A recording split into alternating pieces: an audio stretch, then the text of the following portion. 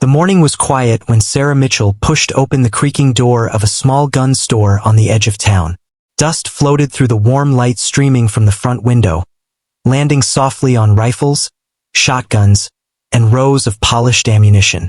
The store smelled of gun oil and old wood, a scent that used to be familiar to her, but one she hadn't smelled in years. Sarah wasn't there to impress anyone. She had a simple purpose, one that carried the weight of memory and loss.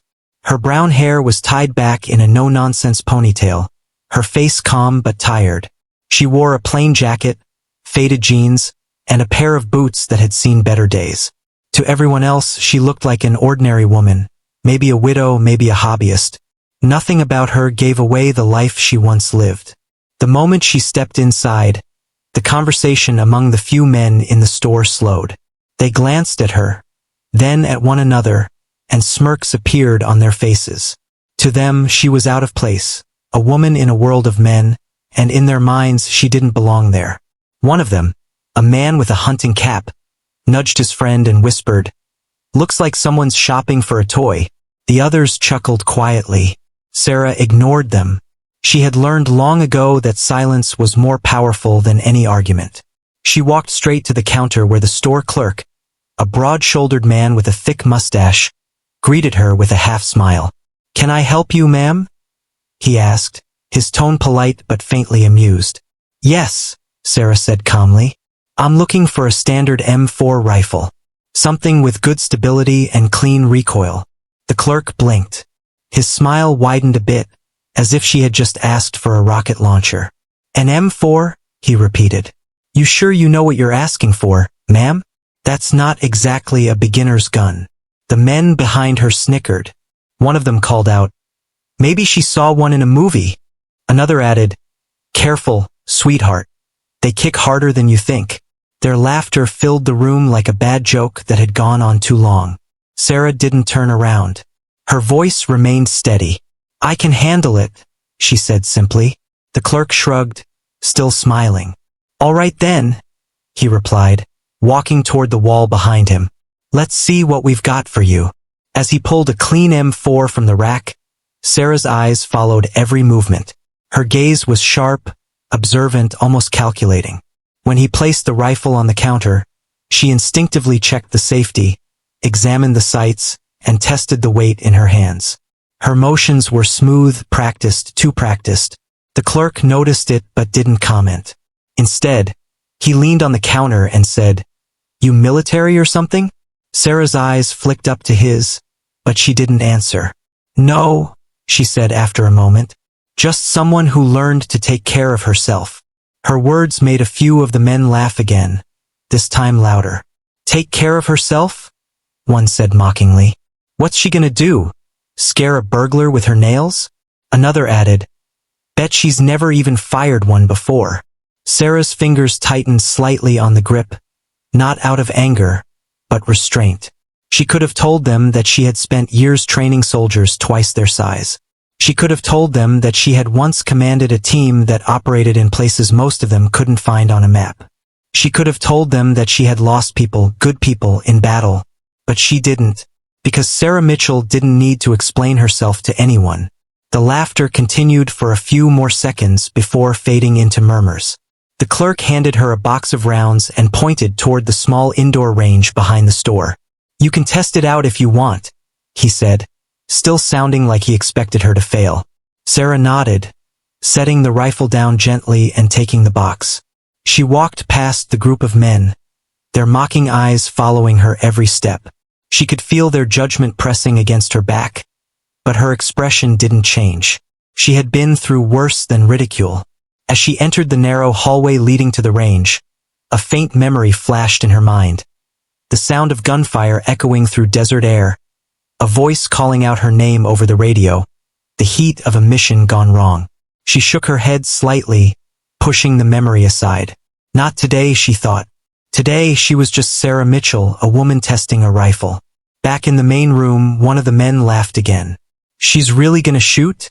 he said. "Hope she doesn't drop it."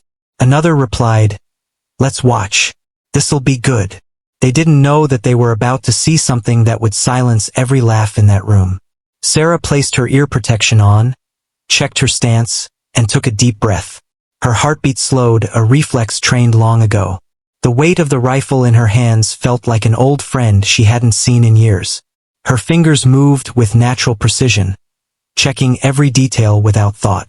The men still didn't take her seriously, but that was fine, because in a few moments they would understand exactly who they had been mocking. The sound of Sarah loading the rifle echoed faintly through the narrow shooting range. Each metallic click was smooth and confident, the kind that only came from years of experience. But the men outside didn't see it that way. They still thought she was pretending, just another woman trying to look tough. They laughed and exchanged jokes, waiting to see her fail. Inside the range, Sarah stood perfectly still, her eyes fixed on the paper target at the far end. She adjusted her stance slightly, left foot forward, right foot firm, shoulders balanced. It all came back to her naturally, like muscle memory that had never faded. She breathed in deeply, letting the air fill her lungs, and then slowly released it. In that calm breath, the world outside disappeared. When the first shot rang out, everyone in the store jumped a little. It was a clean, sharp sound, not shaky or hesitant, but strong and precise. Then came another shot, and another. Each one hit the target exactly where it was meant to. Through the small window of the range, the men could see the holes forming on the paper. The first few were grouped tightly in the center. The laughter faded a little, replaced by puzzled silence. One of the younger men frowned and said, "Beginner's luck." The others nodded quickly, trying to convince themselves that it was just luck. But Sarah wasn't done.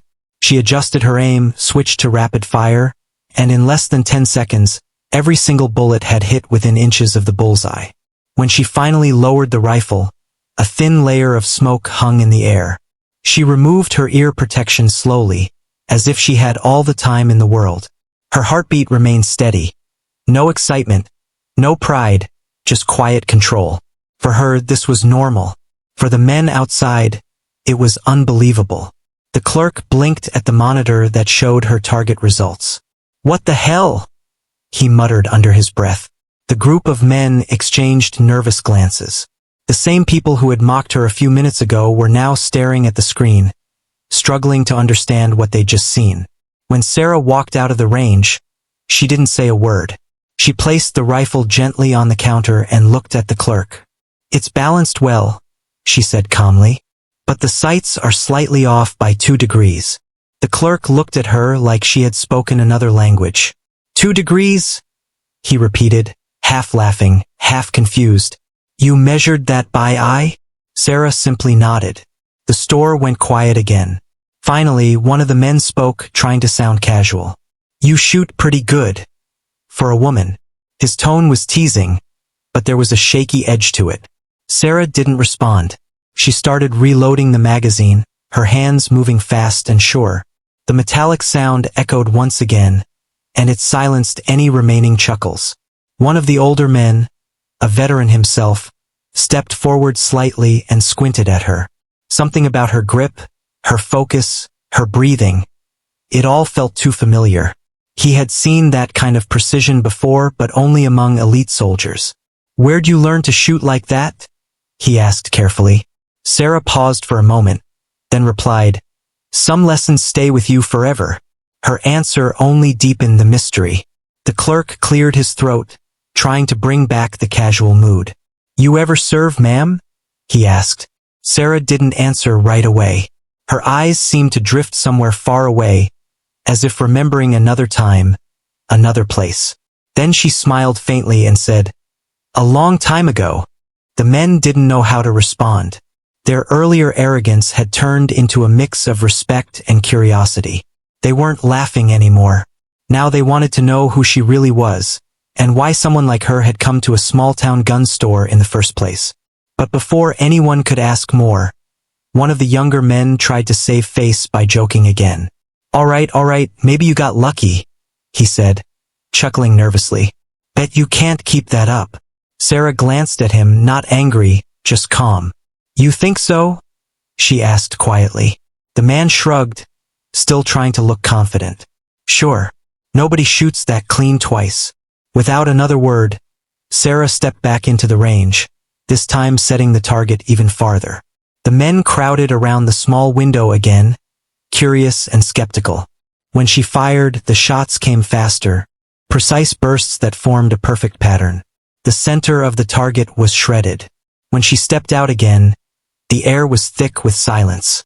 The clerk exhaled slowly, shaking his head. "Ma'am, that's not something you forget." Sarah looked at him and gave a small nod. "No," she said softly. "You never forget." The older veteran's eyes widened as he noticed something. A small, faint tattoo on Sarah's wrist, just visible under her sleeve. It was the insignia of a special operations unit, one that very few civilians had ever even heard of. His mouth opened slightly, but before he could say anything, Sarah pulled her sleeve down. The laughter that had once filled the room was gone completely. What replaced it was quiet respect, and a growing sense of awe. The men realized they had been mocking someone far beyond their understanding. Sarah turned toward the counter and asked, "Can I take this one?"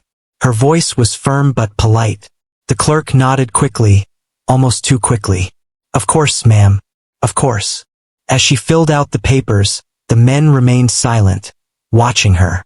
None of them dared to speak another joke. They had seen skill, discipline, and control, something that couldn't be faked or learned from a few practice rounds. When Sarah finally stepped outside, the cold air hit her face. She took a deep breath, feeling a strange mix of peace and heaviness. The laughter behind her had vanished, but the memory of what she once was, a leader, a soldier, a protector, was slowly awakening again. She didn't know that within the hour, someone from her past would walk through that same door, changing everything that followed. Sarah stood quietly in the gun range, her hands resting lightly on the M4 rifle. The smell of gunpowder still hung in the air from her last round. Outside the glass window, a few of the men who had laughed at her earlier were now watching in stunned silence. They didn't speak much anymore, but their faces showed it all: surprise, confusion, and a hint of embarrassment. The owner of the shop, still curious about her, leaned on the counter and said, "You shoot better than most of the guys who come in here." His tone had changed completely. It was no longer mocking, now it was cautious respect. But Sarah didn't answer right away. She just looked at the target she had shredded, as if studying it for mistakes only she could see. "I used to practice a lot," she said softly. Her voice carried a quiet weight, the kind that comes from years of experience and loss. She placed the empty magazine on the table, her fingers moving with careful precision. Then, without being asked, she began to clean the weapon, checking the barrel, the stock, and the chamber. Her every movement was calm and methodical. It wasn't about showing off. It was muscle memory, the discipline of someone who had done it 1,000 times before. The men outside watched closely. One of them whispered, "She handles that rifle like she was born with it." Another replied, "Or like she used to train people who were." They didn't realize how close they were to the truth. Sarah's mind drifted for a moment. The sound of the range faded, replaced by the faint echo of a memory. The sharp cries of soldiers calling her commander. The dry wind of a faraway desert, and the weight of responsibility that had never truly left her shoulders. She blinked and forced herself back to the present. She wasn't there to remember. She was there to make sure she still could do what she once did best. The store owner spoke again. "You want to test another rifle? Maybe something heavier?" Sarah looked at him and shook her head slightly. "No need," she said. "This one's enough." But there was something in her tone, something unspoken. She wasn't just testing a rifle. She was testing herself. Years had passed since she last held a weapon like this. She had left that life behind, buried it deep under the ordinary routines of civilian life. But standing there, the feel of the cold metal in her hands brought back everything she thought she had forgotten. The instincts, the calm focus, even the pain. One of the younger men, trying to recover his pride, stepped closer and said, "Bet you can't hit moving targets." His tone was still playful, but his voice wavered. Sarah raised an eyebrow. "You have one?" she asked. The store owner chuckled nervously. "Well, we do have a motorized track," he said. It's not military grade, but it moves fast enough. Sarah gave a small nod. Set it up. Within minutes, the target was moving back and forth along the far end of the range. The men gathered again by the glass, their earlier arrogance replaced with curiosity. The motor hummed softly, the paper silhouette shifting from side to side. Sarah stood still, breathing slowly. She didn't rush. She didn't adjust her stance. She just waited, watching, calculating. Then she fired. The first shot hit the target cleanly on the move. Before the men could react, she fired again, 2-3 for shots, each one striking within inches of the first. The target jerked and trembled under the impact, and then the motor stopped. When the smoke cleared, there was nothing left near the center but torn paper. The room went silent again. No one said a word. The same men who had laughed at her earlier now stood completely still, staring at the results. The older veteran among them stepped forward, his expression unreadable. He looked from the target to Sarah, then back again. Something about her calm, her focus, stirred a memory in him too. He finally spoke, his voice quiet but serious. You were in the service, weren't you? Sarah paused. For a brief second, something flickered in her eyes, a mix of pride and sorrow. But she only said, once. The veteran nodded slowly, as if confirming what he already knew. The younger men exchanged glances. They didn't understand, but they could feel it, that invisible authority that surrounded her. It wasn't just skill. It was experience. Real, hard-earned experience. The store owner rubbed his chin. Well, ma'am, he said slowly, I don't think anyone's gonna question your aim again. The attempt at humor fell flat. No one laughed this time. Sarah removed the ear protection, placed it neatly on the table and exhaled. Good rifle, she said. You take care of it. The owner nodded quickly, almost nervously. Yes, ma'am, he said, still staring at her like she was someone out of a story.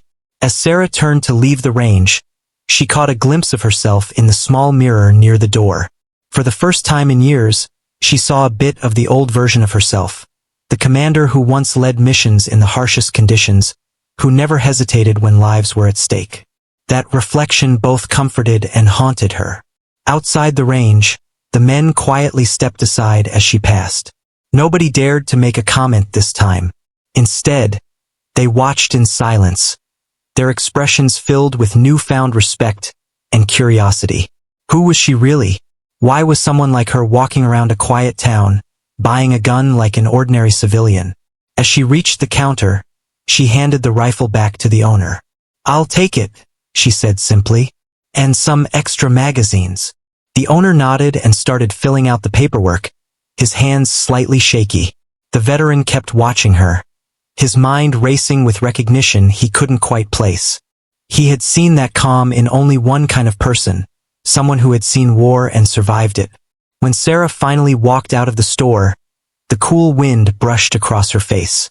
She looked out toward the road, where the sound of distant sirens began to rise. Something inside her told her that peace wouldn't last much longer. What she didn't know was that those sirens were the beginning of something far bigger, and that within minutes, a commander would come rushing through that very door, calling her back to the life she had tried to leave behind. The men in the gun store were still whispering when Sarah stepped back to the counter. The smell of gunpowder clung to her clothes, and her calm face showed no pride, no excitement, just quiet focus. She had proven her point without ever trying to. The laughter was gone. Now there was only silence and the uneasy sound of boots shifting on the wooden floor.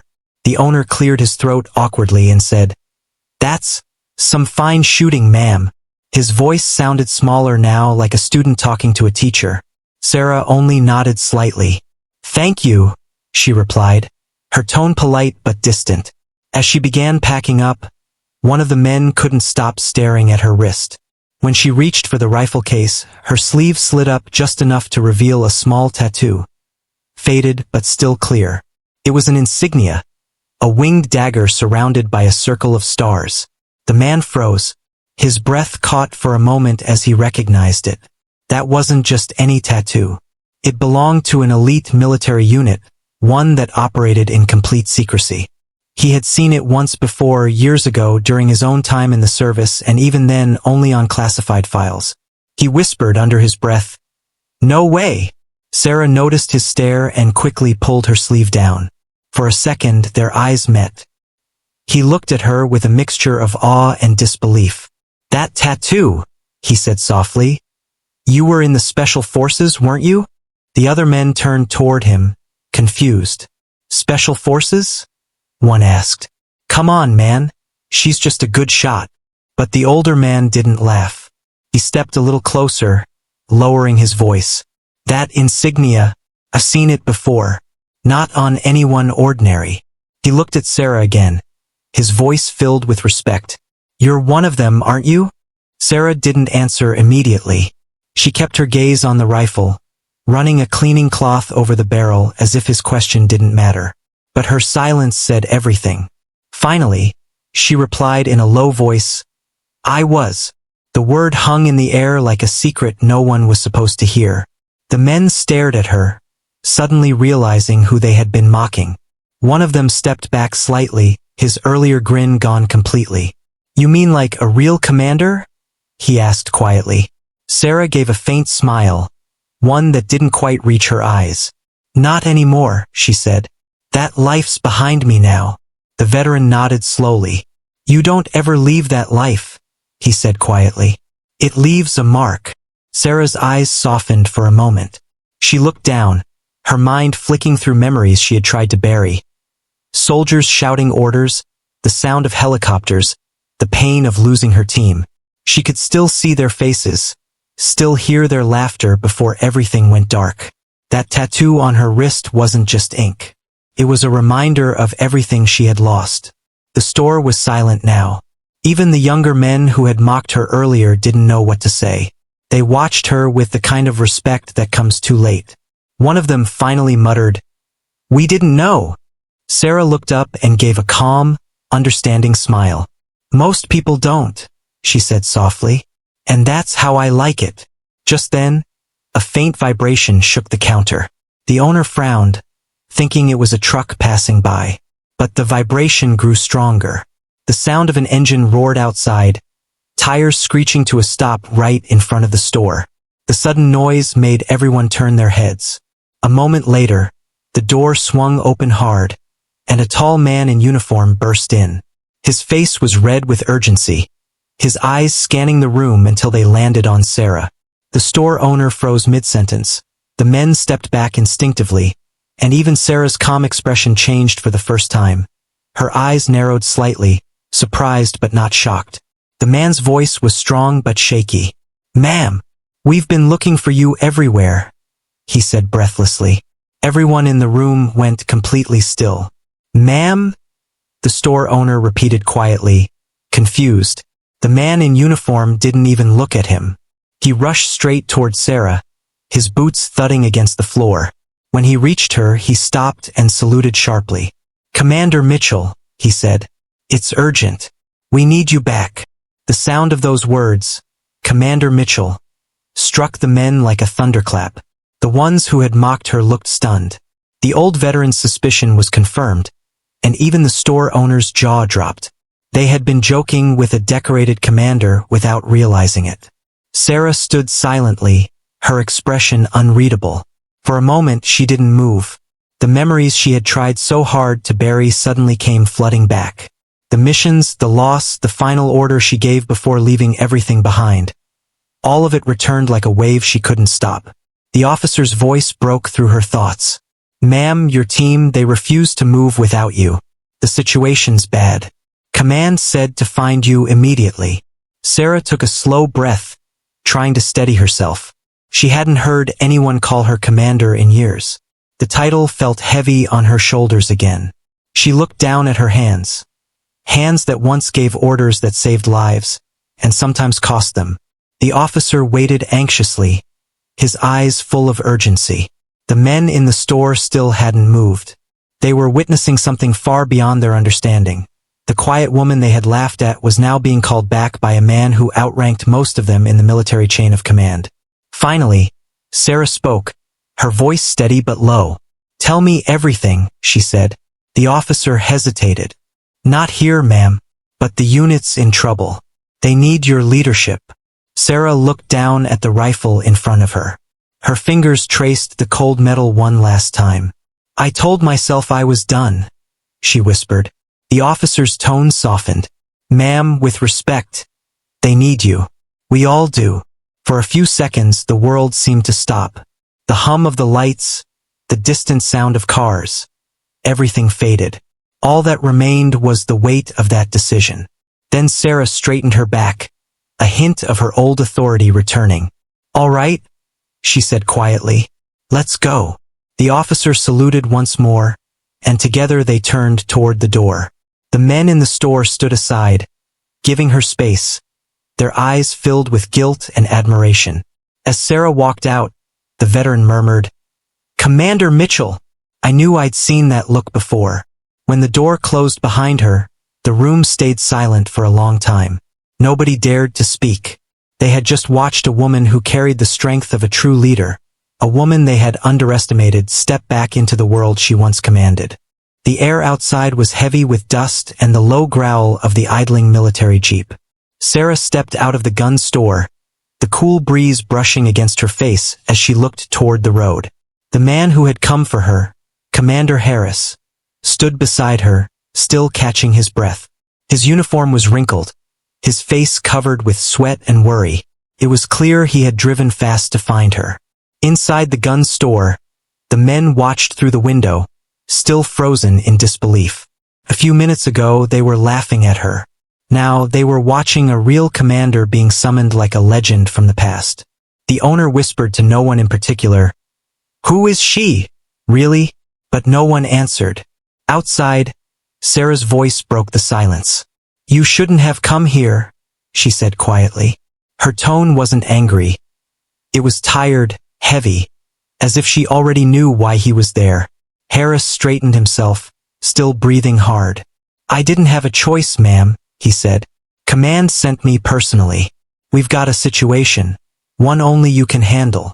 Sarah turned her gaze toward the horizon. The sun was beginning to dip behind the clouds, painting the town in shades of gold and gray. I told them I was done, she said softly. I gave everything I had. Harris nodded, his face grim. I know, ma'am, but this isn't just another mission. It's your old team. They won't move without your orders. Those words hit her harder than any bullet could. Her old team, the people she had trained, fought beside, and almost died with. For a moment, Sarah couldn't speak. Her mind went back to the desert, to the night everything changed. The ambush, the explosions, the last order she gave before losing contact with half her squad. That memory still haunted her. She finally asked in a low voice, Who's left? Harris hesitated. 2 from your original unit, Reyes and Cole. They're holding position near the border zone, but morale's broken. They keep asking for you. Sarah closed her eyes briefly. Reyes, her second in command, had been like a brother to her. Cole, the youngest on her team, had once said she was the reason he stayed alive through his first mission. The thought of them still fighting while she lived quietly in this small town filled her with guilt. They shouldn't still depend on me, she said, her voice barely above a whisper. With respect, ma'am, Harris said, stepping closer. They don't depend on you. They believe in you. There's a difference. Sarah didn't respond right away. She looked down at her hands, rough and scarred. Hands that had held weapons, saved lives, and buried friends. Then she looked at the jeep. On the door, the emblem of her old division was painted in bold letters. It was a symbol she had once been proud of, but now it only brought back pain. Where's the mission? She asked finally. Eastern Ridge, Harris replied quickly. Enemy forces crossed the line 2 nights ago. Our communications went down yesterday. Command tried sending another squad, but they're pinned. We've lost contact again. Sarah's jaw tightened. Eastern Ridge. That place was more than a battlefield. It was where she had last fought before she left the army. The idea of going back there made her chest tighten, but she couldn't ignore what Harris said about her team. Harris took a deep breath. They need someone who knows the terrain, the tactics, the pressure. They need you, ma'am. And between us, I think command does too. For a long moment, Sarah said nothing. The only sound was the wind and the low hum of the Jeep's engine. Inside the gun store, the men continued watching, their faces pressed against the window. They couldn't hear the words, but they could see the intensity in every gesture. Finally, Sarah spoke. You really think I can just walk back in after all these years? You think I can just command again like nothing happened? Harris looked her straight in the eyes. You never stopped commanding, ma'am. The way they talk about you, the things you did, people still follow your example. That made her fall silent again. Her heart was torn between two lives. The quiet peace she had built for herself, and the chaos she had once mastered. She looked back at the gun store. Through the glass, she saw the men still staring, their earlier laughter replaced by respect. She realized they had witnessed something they'd never forget. After a deep breath, Sarah turned to Harris. Give me 5 minutes. Harris nodded immediately. Yes, ma'am. She walked back into the gun store. The bell above the door jingled softly, but the room stayed silent. Everyone looked at her, unsure if they should say anything. Sarah went straight to the counter, her steps calm and deliberate. I'll take this rifle, she said to the owner, pointing at the M4 she had tested earlier. And 5 extra magazines. The owner nodded quickly. Of course, Commander, he said respectfully. His tone had completely changed, no trace of mockery left. Sarah opened her wallet and placed a few bills on the counter. Keep the change, she said. And thank you for letting me use your range. The old veteran who had recognized her earlier finally spoke. Ma'am, are you really going back out there? Sarah looked at him and gave a small nod. Someone has to. The veteran straightened slightly and saluted her. A real, formal salute, the kind given from one soldier to another. Sarah returned it quietly, her eyes soft but determined. Then she turned and headed for the door again.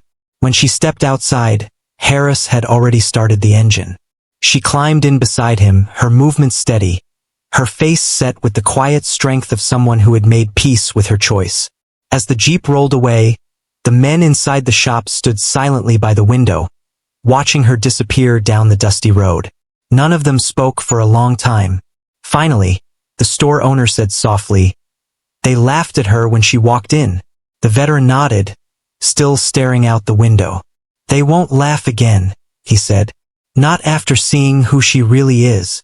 As the Jeep sped toward the horizon, the sky turned a deep orange. Sarah looked ahead, the wind blowing through her hair. She didn't know what waited for her at Eastern Ridge. Danger, pain, maybe even death. But she knew one thing for sure. The soldier in her was alive again. And this time she wasn't going to run from it. The road stretched endlessly before them, a long ribbon of dust winding through the barren land. The sun had begun to sink low in the sky, painting everything in shades of orange and red. Inside the Jeep, Sarah sat quietly beside Commander Harris. The engine hummed steadily, but between them hung a thick silence. Harris kept glancing at her, as if trying to find the right words. Finally, he spoke. I know it wasn't easy for you to come, ma'am. Sarah looked out the window, her eyes fixed on the fading horizon. It's never easy going back, she said softly, especially to a place that already took so much. Harris nodded. Eastern Ridge still looks the same, but the situation's worse than before.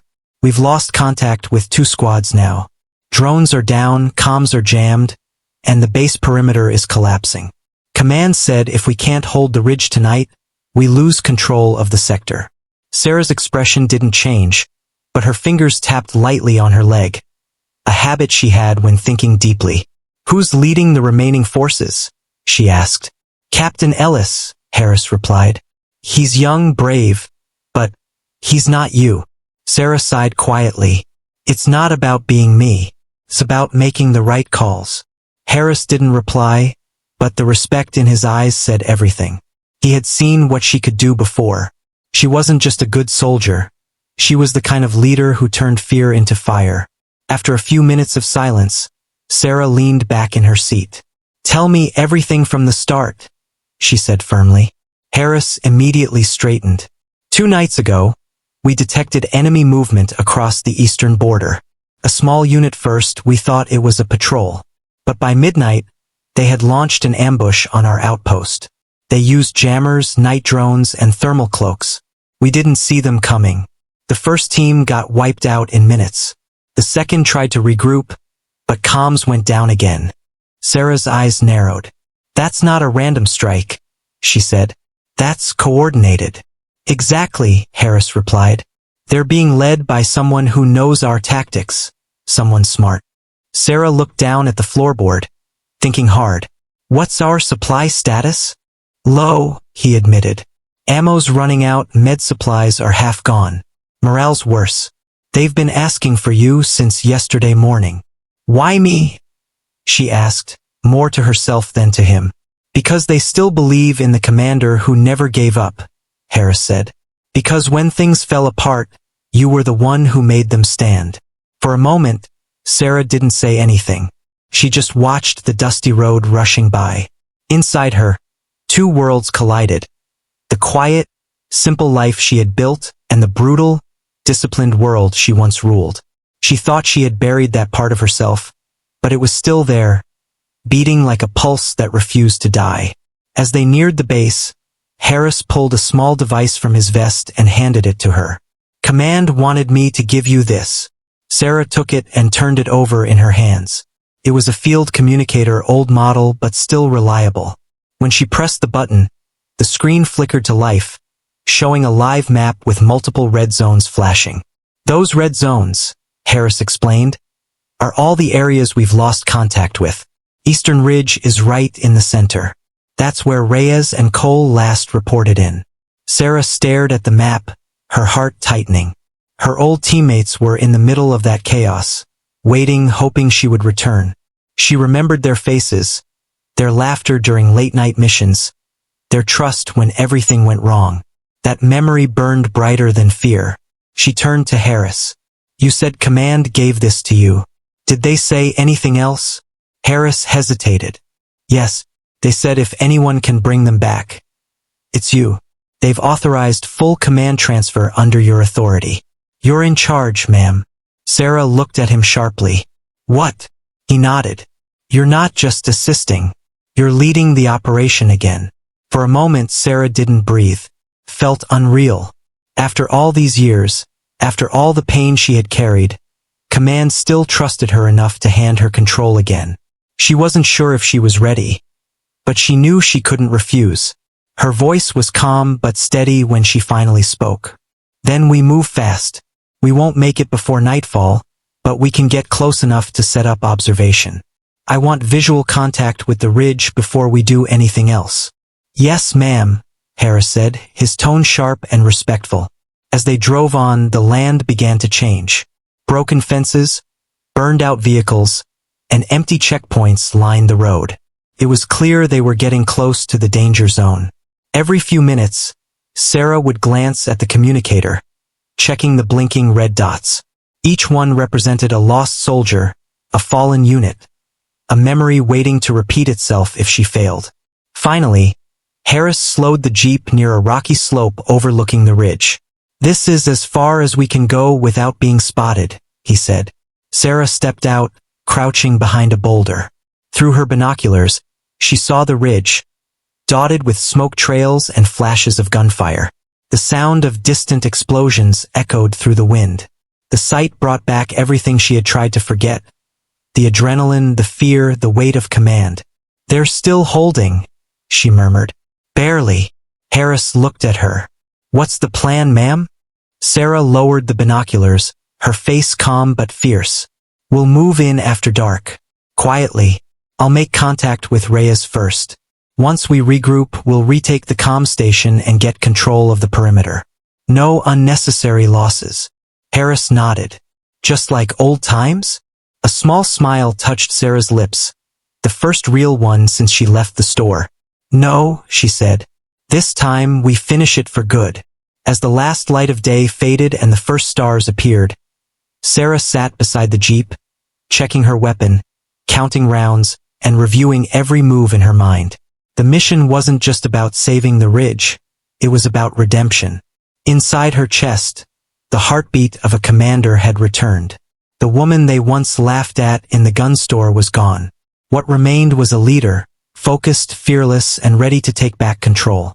And as night descended over Eastern Ridge, Sarah tightened her gloves, looked toward the battlefield, and whispered to herself, "Time to give them orders again." Darkness had settled over the valley like a heavy blanket. The night air was cold and tense, filled with the faint echoes of distant gunfire. Sarah crouched behind a fallen tree, scanning the ridge ahead through her night vision scope. The green glow illuminated the battlefield. Scattered flashes of light, moving shadows, and the distant glint of metal. Every instinct in her body was awake now. The soldier inside her had fully returned. Commander Harris was beside her, whispering updates. 2 enemy patrols on the east side. Small groups moving in circles. Looks like they're guarding something. Sarah nodded. The comms tower, she guessed. They're trying to keep us blind. She lowered the scope and looked toward the far slope where her old unit was pinned. We need to get to Reyes and Cole before dawn. If they're still holding, they'll be near the lower bunkers. Harris hesitated. It's risky. The patrols are thick down there. Sarah gave a small, determined smile. You forget, Commander, I taught them those patrol routes. I know every blind spot. They moved through the darkness like shadows, careful and silent. Every step, every breath mattered. The moonlight cut through the clouds just enough to show the outline of her face. Focused, calm, and unshakable. It was the face of a leader who had returned to her battlefield. Half an hour later, they reached the lower ridge. The air was filled with the smell of smoke and gunpowder. Somewhere close, a burst of gunfire crackled through the silence. Sarah immediately dropped low and signaled Harris to stay put. She crawled forward, her senses sharp.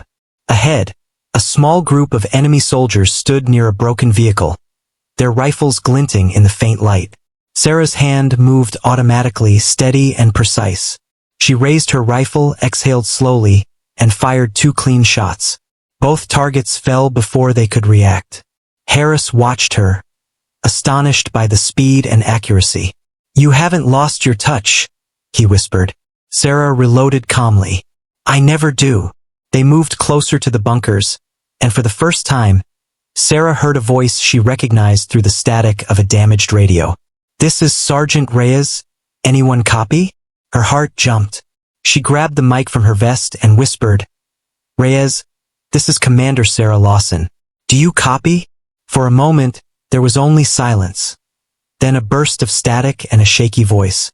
Commander? It can't be. Is it really you? It's me, she said, keeping her voice steady. What's your position? We're at the south bunker, Reyes replied.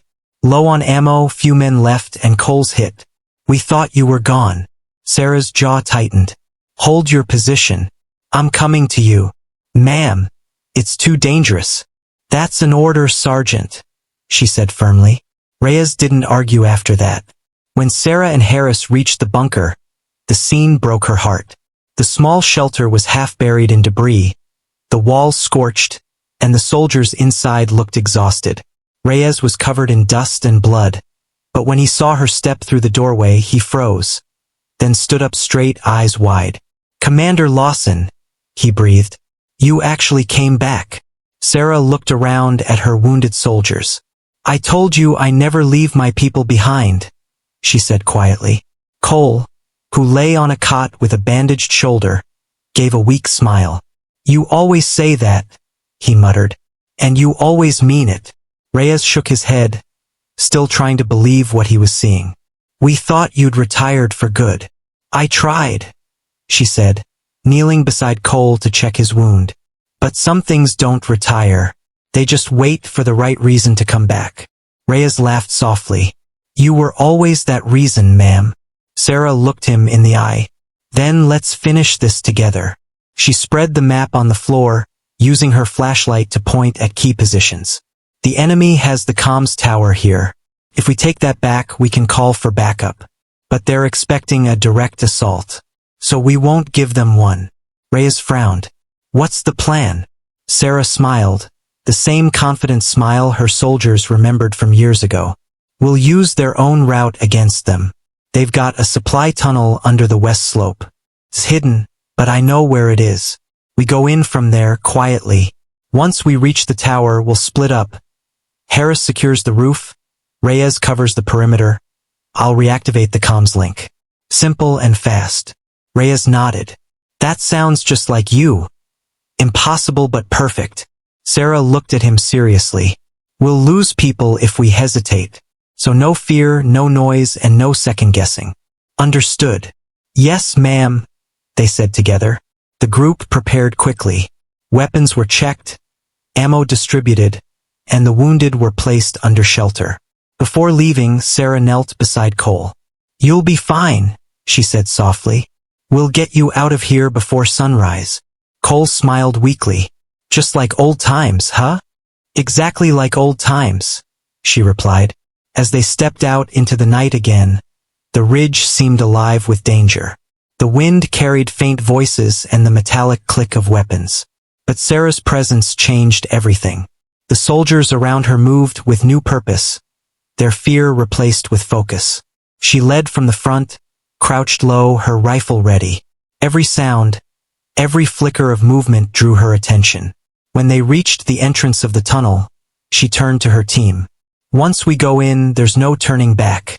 Remember, stay quiet, stay sharp, and trust each other. Reyes grinned. After all these years, you still know how to make us believe. Sarah gave a small nod. Belief wins wars, Sergeant. They entered the tunnel, the darkness swallowing them whole. The air was damp and cold, filled with the echo of their footsteps. But Sarah felt alive. This was where she belonged. Not in the quiet of a small town, but here, leading her team through the unknown. As they moved deeper, the faint hum of machinery grew louder. They were close to the enemy's heart. Sarah whispered, "Get ready." At that moment, she felt a rush of energy. The old power of command flowing through her again. She wasn't just a woman who once led soldiers. She was their commander once more. Fierce, unbroken, and unstoppable. For the first time in years, she felt whole. And as she raised her weapon and signaled her team to advance, the world around her seemed to pause, waiting for the return of the commander who had never truly left. The tunnel was silent except for the sound of their footsteps echoing through the narrow path. Sarah led the way, her flashlight moving carefully across the walls, revealing old pipes and cracks from years of neglect. The air was damp and smelled of oil and earth. Every few steps, she raised her hand to signal a stop, listening for any noise. Behind her, Reyes and Harris followed quietly, weapons ready, nerves tight. They were deep under the enemy's base now. The faint hum of generators grew louder the farther they went. Somewhere above them, soldiers were moving, unaware that Sarah and her team were already beneath their feet. It was a dangerous route, but it was the only one that could bring them straight to the comms tower without being spotted. When they reached the metal stairs that led up to a grated platform, Sarah stopped and crouched. Through the holes in the metal floor above, she could see two enemy guards talking near some crates. One of them laughed, unaware of the danger creeping below. Sarah raised her hand, signaling her team to hold. Then, in one smooth motion, she climbed the stairs silently, her boots barely making a sound. The first guard turned just as she reached the platform, but before he could shout, she struck him across the jaw with her rifle stock. He fell instantly. The second one tried to raise his weapon, but Reyes appeared behind him, silencing him before a sound escaped. "Area clear," Reyes whispered. Sarah nodded. "Good work. Move fast, we're close." They advanced through a narrow corridor that opened into a larger underground control room. The air was warmer here, filled with the buzz of equipment and blinking red lights. The walls were lined with computers, maps, and signal panels. At the far end stood a heavy steel door with a keypad. "That's the comms tower entrance," Harris whispered. Sarah moved toward the door, inspecting the keypad. "They've upgraded security," she murmured. "But the pattern's military grade. I can crack it." She knelt, her fingers moving quickly over the keys. The others watched, tense and silent. Every second felt like a lifetime. Then the green light blinked, and the door clicked open. They slipped inside, weapons drawn. The room was tall and circular, with a central control desk and screens showing the ridge above. On one screen, Sarah saw smoke, flashes of light, and her soldiers barely holding the line. Time was running out. "We have to restore the signal," she said, hurrying to the control desk. "Harris, power up the backup generator. Reyes, cover the door." The men moved instantly, trusting her completely. Sarah's hands flew across the controls, entering old codes from memory.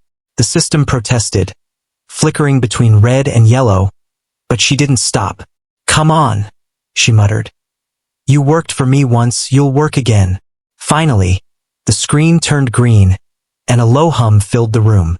"Signal link reestablished," a robotic voice announced. Sarah exhaled in relief. "We're back online.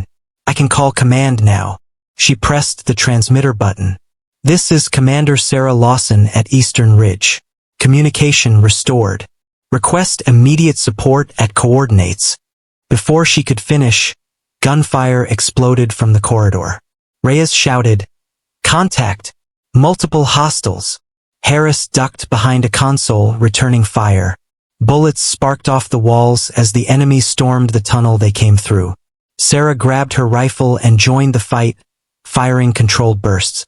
The air filled with smoke and noise. "Hold your positions," she ordered. "Don't let them breach the tower." Reyes shouted over the chaos. "They're too many, ma'am. We need to fall back." "Negative," Sarah barked. "We hold until backup arrives." For a moment it felt like old times, the rush of battle, the clarity of purpose. Her voice carried strength that made even the terrified soldiers steady their aim. But then, a grenade rolled across the floor. "Down!"